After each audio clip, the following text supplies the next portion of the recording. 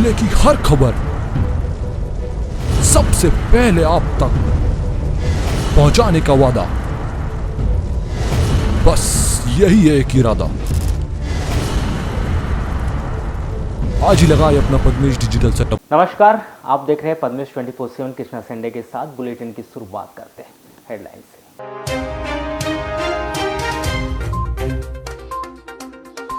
State bar counselling के आह्वान पर अधिवक्ताओं ने शुरू की 3 दिवसीय हड़ताल। कार्य से विरत रहकर अधिवक्ताओं ने मनाया प्रतिवाद दिवस।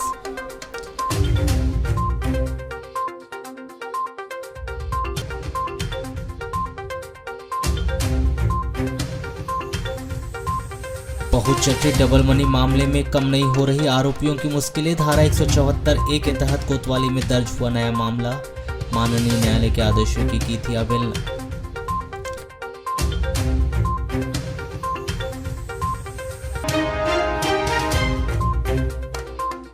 जिले भर में शहीद दिवस पर भारत के वीर सपूत शहीद भगत सिंह, सुखदेव और राजगुरु को अर्पित की गई श्रद्धांजलि। इंकलाब जिंदाबाद के लगाए गए नारे।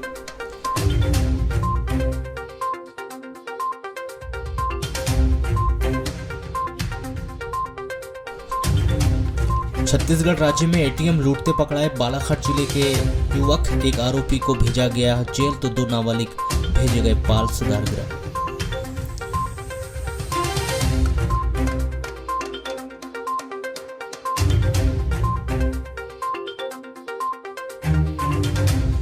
भागवत पुराण का वाचन करने आए पंडित ने महिला के साथ की छेड़छाड़। जान से मार डालने की दी धमकी। पंडित के विरोध में हट्टा थाने में दर्ज हुई शिकायत।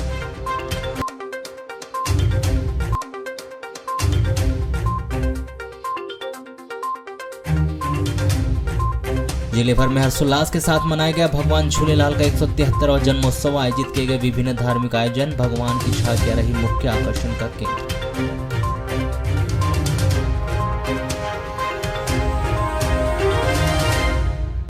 छत्तीसगढ़ राज्य के भिलाई के कुमारी में एक निजी बैंक के एटीएम पर हाथ साफ करने से पहले ही 3 आरोपी रंगे हाथों पकड़ा गए। तीनों आरोपी बालाघाट के रहने वाले हैं। इनमें से 2 नाबालिग हैं। पुलिस सूत्रों से मिल रही जानकारी के अनुसार आपको बता दें कि छत्तीसगढ़ राज्य के भिलाई के कुमारी में अपने महंगे शौक को पूरा करने के लिए बालाघाट जिले के बैयर निवासी हनी पिता मुकेश शिव उम्र 19 वर्ष अपने 2 साथियों के साथ बिना नंबर प्लेट की बाइक से कुमारी स्थित निजी बैंक के एटीएम पहुंचे थे और सूनेपन का फायदा उठाकर गैस कटर से एटीएम काट रहे थे। इसी दौरान पेट्रोलिंग कर रही स्थानीय पुलिस को संदेह होने पर तत्काल एटीएम की घेराबंदी की गई और तीनों को गिरफ्तार किया गया। गुरुवार 23 मार्च को दुर्ग पुलिस ने आरोपित को न्यायालय में पेश कर जेल भेज दिया, जबकि 2 नाबालिगों को बाल सुधार गृह भेज दिया है। छत्तीसगढ़ पुलिस के मुताबिक भिलाई के कुमारी जी रोड स्थित बैंक के एटीएम में 11,48,500 रुपये रखे थे। आरोपितों के द्वारा पूर्व में यहां आकर रेकी की गई थी।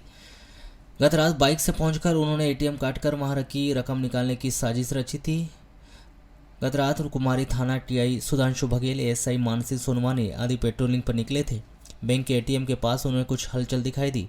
टीआई को संदेह होने पर उन्होंने 112 की टीम को बुलाया। एटीएम की घेराबंदी की गई। तीनों आरोपित अंदर मुंह पर गमछा बांधे गैस कटर से एटीएम मशीन काट रहे थे। तीनों दुर्ग व भिलाई में चोरी की अलग अलग घटनाओं को अंजाम दे चुके हैं। हट्टा थाना क्षेत्र के अंतर्गत आने वाले एक गांव में भागवत पुराण का वाचन करने आए पंडित ने एक महिला को फोन पर अश्लील बातें करने लगा और घर आकर पंडित जी ने इस महिला के साथ छेड़छाड़ कर दी और उसे जान से मारने की धमकी दे दी। यह घटना 28 नवंबर 2022 से 12 मार्च 2023 के दरमियान घटित हुई। इस पंडित जी की हरकत से परेशान महिला ने हाल ही में एक लिखित शिकायत हट्टा थाने में की थी। हट्टा पुलिस ने महिला की शिकायत पर पंडित ईश्वरी तिवारी, ग्राम बटवा, थाना छांगोटोला निवासी के विरुद्ध अपराध दर्ज कर जाँच पड़ताल शुरू की। प्राप्त जानकारी के अनुसार हट्टा थाना क्षेत्र के अंतर्गत आने वाले इस महिला के ससुराल गांव में 28 नवंबर 2022 को ईश्वरी तिवारी से भागवत पुराण का कार्यक्रम करवाया गया था।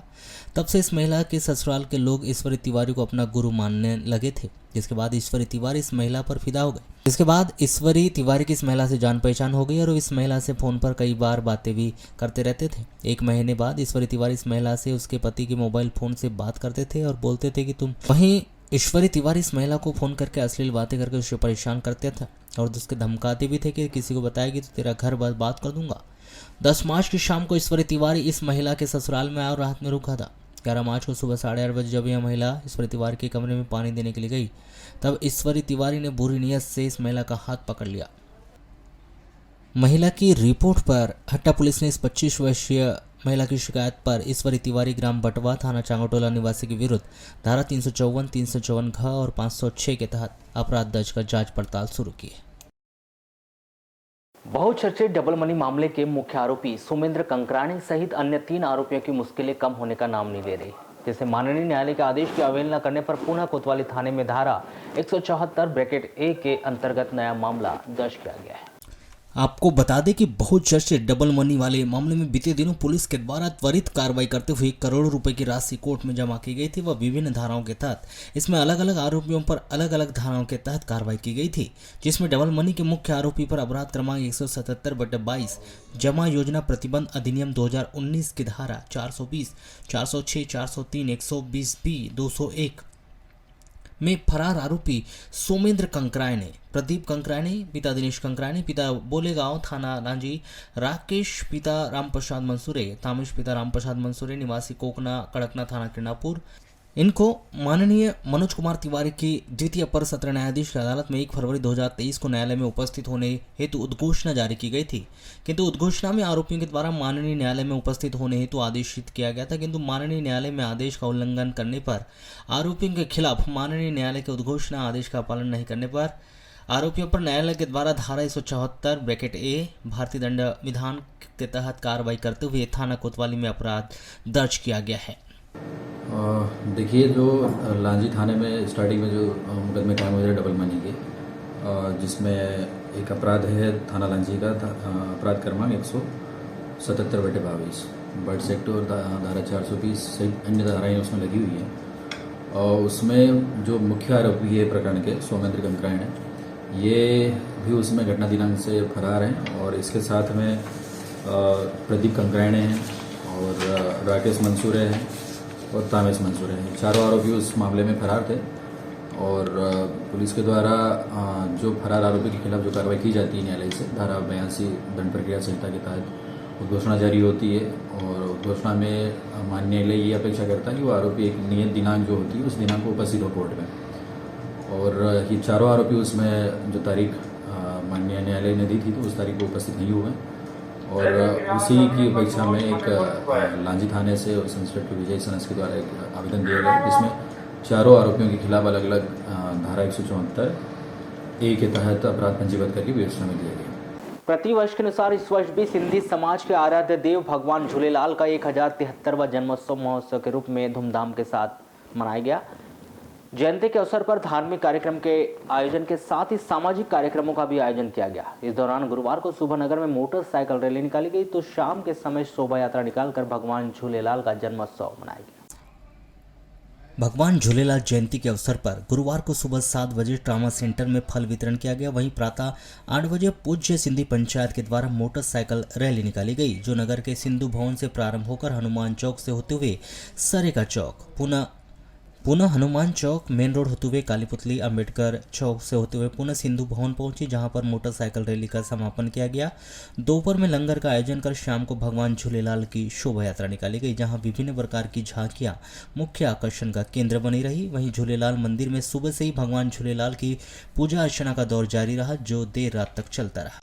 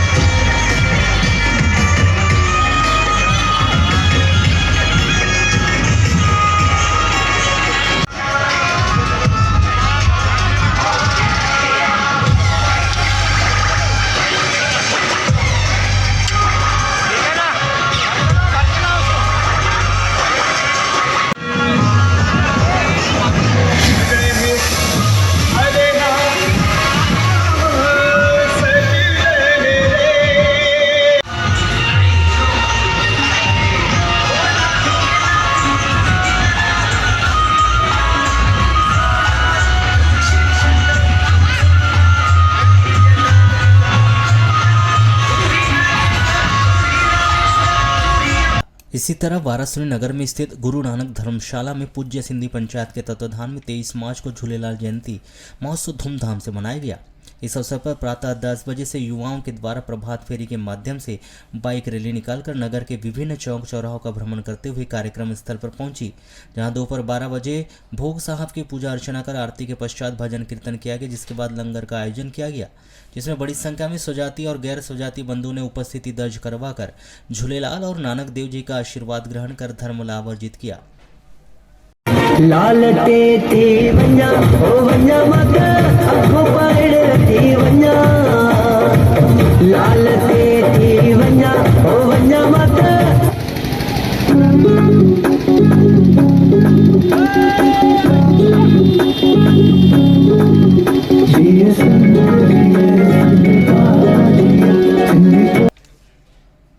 इसी तरह लालवरा नगर मुख्यालय स्थित गुरु संगत दरबार में सिंधु सेना व पूज्य सिंधी पंचायत के द्वारा 23 मार्च को भगवान झूलेलाल की जयंती धूमधाम से मनाई गई। भगवान झूलेलाल की जयंती के अवसर पर गुरु संगत दरबार में विविध धार्मिक कार्यक्रम आयोजित किए गए, जिसमें प्रातः 8 बजे सिंधु सेना के सदस्यों के द्वारा भगवान झूलेलाल का अभिषेक व पूजन अर्चन कर प्रातः 9 बजे बाइक रैली निकाली गई। इस दौरान आयोलाल झूलेलाल के नारों के साथ नगर के चौक चौराहों का भ्रमण करते हुए पूर्ण गुरु संगत दरबार पहुंचे, जहां बालाघाट से पधारे पुरोहित महाराज के द्वारा मोदक पूजा संपन्न करवाई गई। तत्पश्चात भगवान झूलेलाल जी की आरती के बाद लंगर का आयोजन किया गया। शाम 5 बजे मनमोहक झांकियों के साथ शोभा यात्रा निकाली गई। इस दौरान जमकर उपस्थित जनों ने नृत्य भी किया।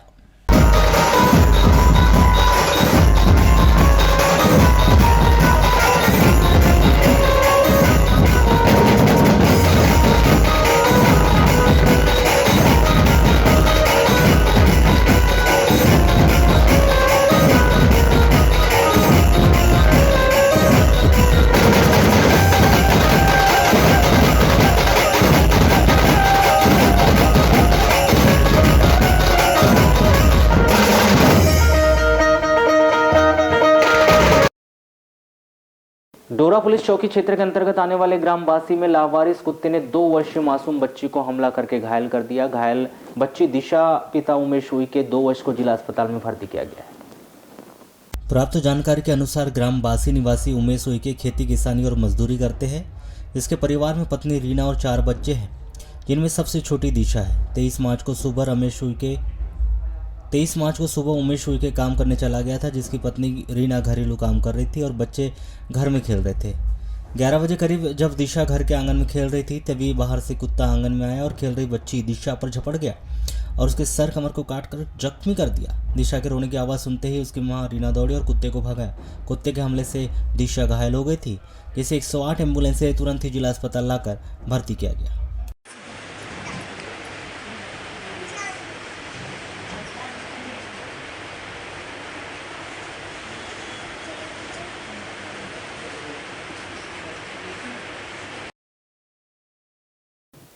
अफजल अजीब नेमतों व बरकतों वाले इस माह रमजान की आमद का ऐलान गुरुवार शाम को चांद के तस्दीक के साथ किया गया, जिसके बाद से मुस्लिम बाहुल्य क्षेत्रों में रौनक छा गई, जहां लोग एक दूसरे को रमजान की मुबारकबाद पेश करते हुए नजर आए। वहीं जिले भर के मुस्लिमों ने रमजान में तरावीह की विशेष नमाज अदा की। गुरुवार के शाम को चांद के दीदार के साथ ही माह रमजान की शुरुआत हो गई, जहां माह रमजान की आमद का ऐलान होते ही सभी तरफ मुबारकबाद देने का सिलसिला शुरू हो गया, जहां मुस्लिम बंधुओं ने अपने परिजनों, रिश्तेदार, सामाजिक बंधुओं, दोस्तों से मिलकर उन्हें माह रमजान की मुबारकबाद पेश की। वहीं मुबारकबाद का सिलसिला सोशल मीडिया पर देर रात तक चलता रहा, जहां मुस्लिम बंधुओं ने अपने दूर दराज के रिश्तेदार, दोस्तों को WhatsApp, Facebook, Instagram, Gmail, email, Twitter सहित अन्य सोशल मीडिया प्लेटफॉर्म के माध्यम से माह रमजान आमद की बधाइयाँ दी।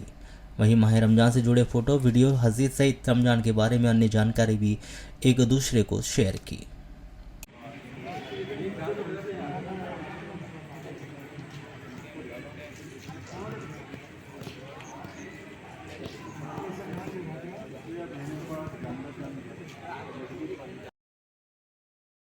जिले के विभिन्न शासकीय स्कूलों और आंगनवाड़ी केंद्रों में मध्याह्न भोजन बनाने का कार्य करने वाली रसोइया बहनों ने प्रदेश सरकार के खिलाफ मोर्चा खोलते हुए 2 दिवसीय सामूहिक काम बंद हड़ताल शुरू कर दी है, जहां वर्षों से लंबित उनकी विभिन्न सूत्रीय मांगों को लेकर गुरुवार से शुरू की गई इस हड़ताल के दौरान भारतीय स्व सहायता समूह रसोइया संघ के द्वारा नगर के बस स्टैंड में धरना प्रदर्शन कर वर्षों से लंबित अपनी विभिन्न मांगों को लेकर जमकर नारेबाजी की गई। वहीं हड़ताल कर रही रसोइया बहनों ने प्रदेश सरकार पर वादा खिलाफी का आरोप लगाते हुए जल्द से जल्द उनकी मांगे पूरी न होने पर अनिश्चितकालीन हड़ताल शुरू किए जाने की चेतावनी दी। बताया जा रहा है कि विभिन्न स्कूलों व आंगनवाड़ी केंद्रों में शासन के द्वारा पिछले कई वर्षों से मध्याह्न भोजन योजना संचालित की जा रही है, जहां मध्याह्न भोजन संचालित करने का कार्य महिला समूह के द्वारा किया जा रहा है। कुछ स्थानों में शिक्षकों के द्वारा स्कूल के शौचालयों की साफ सफाई का कार्य भी रसोइया बहनों से कराया जाता है। वहीं बदले में सरकार उन रसोइया बहनों को 500 से 2000 रुपये प्रति माह का मानदेय देकर उनका आर्थिक शोषण कर उन्हें मानसिक रूप से प्रताड़ित करने का कार्य कर रही है, जबकि दूसरे राज्यों में 5000 से 7000 रुपये प्रति माह का मानदेय रसोइया बहनों को दिया जा रहा है। वहीं लगातार बढ़ती जा रही महंगाई के चलते रसोइया बहनों को मध्याह्न भोजन बनाने में आर्थिक व मानसिक परेशानियों का भी सामना करना पड़ रहा है। तो वहीं महंगाई के इस दौर में रसोइया बहनों को कम मानदेय और मेन्यू के आधार पर मध्याह्न भोजन देना मुश्किल हो गया है। भाई साहब कहाँ से शुरू करें और कहाँ ख़त्म करें, ये वाली बात है, क्योंकि समस्याओं का तो भंडार लगा हुआ है। आज दिनांक तक शिवराज सिंह चौहान हम लोग को 60% वो राशि और खाद्यान्न देते हैं, जबकि हर स्कूल में आप फिर से मुहैया करवाइए, फिर से निरीक्षण करवाइए कि 70 से 80%, 90% तक बच्चे रहते हैं। सीएम राइस आज उन्हें खोल तो दिए, लेकिन ना तो वहाँ गंजी, ना बर्तन है, ना राशन, उन लोगों के हिसाब से राशि तक नहीं मिलती। 92 बच्चे प्रतिदिन स्कूल आते हैं और वहाँ पे राशि देखो तो आज मेरी एक सीएम राइस की बहन बैठी है, 5000 रुपये राशि आई है। तो ऐसी ही बहुत सी परेशानियां, भी 3 महीने हो गए, ना राशन मिला है ना पैसा मिला है, और वो भी 60% दे रहे हैं, तो कैसे खाना खिलाएंगे। एक कुमारी की बहन ने आपके सामने भी अपना बात बताई कि 18 कुंटल चावल कहाँ होता है, बताइए। 400 बच्चे हैं, 2.5 महीने 3 महीने से वो ऐसा मांग मांग के खिला रही किसी से, बताइए आप कैसे करेगी वो। हाईकोर्ट के उस आदेश के विरुद्ध प्रदेश भर के अधिवक्ता आक्रोशित हो गए, जिसके अंतर्गत राज्य की सभी अधीनस्थ अदालतों को अपने यहां लंबित 25 पुराने प्रकरण 3 माह की समय सीमा के भीतर निराकृत करने की बाध्यता लागू कर दी गई। इसके विरोध में state bar council of Madhya Pradesh ने 23 से 25 मार्च तक प्रदेश के सभी अदालतों से अधिवक्ताओं के कार्य से विरत रहकर हड़ताल किए जाने का आह्वान किया गया था, जिसका खासा असर जिला मुख्यालय सहित अन्य तहसीलों में भी स्थित न्यायालयों में देखने को मिला है। वहीं हाईकोर्ट के उक्त आदेश की निंदा करते हुए हड़ताल शुरू कर दी है, जहां इस हड़ताल के चलते जिला मुख्यालय की अदालतों सहित कुटुंब अदालतों में भी अधिवक्ताओं ने पैरवी नहीं की और अपने आप को न्यायालय कार्यों से दूर रखकर विरोध प्रदर्शन किया। आपको बता दें कि हाईकोर्ट के द्वारा जनवरी माह में दिए गए निर्णय के खिलाफ स्टेट बार काउंसिल ज्ञापन सौंपकर 25 पुराने प्रकरण 3 माह की समय सीमा में निराकरण करने की बाध्यता को समाप्त करने की अपील की गई थी, लेकिन हाईकोर्ट में उनकी इस अपील पर सहमति नहीं बन पाई। इसके विरोध में प्रदेश भर की अदालतों में 3 दिवसीय हड़ताल किए जाने का निर्णय लिया गया, जिसका जिला अधिवक्ता संघ ने खुलकर समर्थन करते हुए अपने आप को न्यायालयीन कार्यों से विरत रखकर हड़ताल किया। बताया जा रहा है कि उच्च न्यायालय के द्वारा 25 सूचीबद्ध पुराने प्रकरणों का निराकरण किए जाने के आदेश के चलते अन्य प्रकरणों से संबंधित पक्षकार और अधिवक्ताओं को न्यायालयीन कार्यों में भारी परेशानियों का सामना करना पड़ रहा है। वहीं भरण पोषण से संबंधित कई केसों में 6-6 माह की तारीख दी जा रही है। इसके अलावा ऐसे कई प्रकरण हैं जिनमें पक्षकारों को समय में इंसाफ नहीं मिल पा रहा है, जिसके विरोध और राज्य अधिवक्ता परिषद के आह्वान के चलते अधिवक्ताओं के द्वारा 3 दिवसीय हड़ताल किए जाने का निर्णय लिया गया है। बताया जा रहा है कि बालाघाट सहित पूरे मध्य प्रदेश में अधिवक्ताओं की हड़ताल 25 मार्च तक जारी रहेगी। वहीं स्टेट बार काउंसिल के निर्णय के अनुसार आगामी रणनीति बनाए जाने की भी बात जिला अधिवक्ता संघ के द्वारा कही गई है। देखिए, माननीय उच्च न्यायालय द्वारा एक रेजोल्यूशन पास किया है, उसमें उन्होंने पुराने प्रकरणों को चिन्हित करते हुए 25 प्रकरणों को एक लिस्ट भेजी गई पूरे न्यायालय में। ऐसे निर्देश दिए कि पुराने प्रकरणों को चिन्हित किया जाए और उनकी सुनवाई डे बाय डे किया जाए। तो अध्ययन 25 प्रकरणों में क्या है कि हर 5-6 दिन की पेशी मिल रही है, और दूसरे जो प्रकरण है उनमें लंबी तारीख मिल रही है, तो 6-6 महीने की तारीख मिल रही है, जिससे हमारे जो पक्षकार है वो भी परेशान हो रहे हैं। और दूसरे प्रकरणों में चूंकि निराकरण नहीं हो रहा है तो न्याय मिलने में पक्षकार को देरी हो रही है। तो हम बालाघाट जिला न्यायालय में 20 तारीख से हम इस मांग को लेकर कि ऐसे जो चिन्हित प्रकरण किए गए उनको हटाया जाए, हमारी ये मांग है।